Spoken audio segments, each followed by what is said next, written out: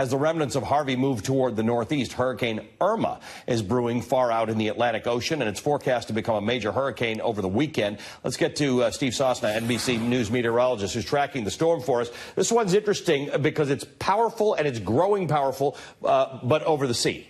Yes, Ali, we still have a lot of time to watch it. That's the good news with the system. But we use the satellite. This is one of the instruments in our toolbox, if you will, to gauge the health of the storm. And based on this picture here, the storm is ventilating well, which means it's breathing well, it's symmetrical. And over the last few images, you see this nice little eye developing here as we go through the last frame there. So the Hurricane Center diagnosed this as a little bit weaker at 11 o'clock this morning. But based on some of these latest images, I think they may bump the wind speeds back up. But again, it's far from land, so we still have a lot of time to watch it, but it is growing into a monster of a storm.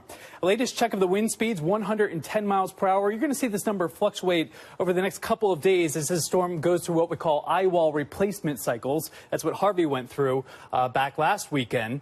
The storm steadily progresses as a Category 3. Potentially Category 4 as we go through early next week. So again, this will turn into a major hurricane once again.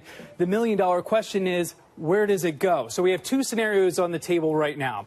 This is with the weaker ridge. This allows for the westerlies, those winds that blow across the country, to pick up weather systems to help pick this system and move it up to the north, potentially a threat to the East Coast or an out-to-sea scenario. The other scenario is what we really don't want. That scenario pushes the storm down to the south and then moves it west. That would be a Florida situation or into the Gulf of Mexico. Both of those scenarios equal on the table right now, Ali.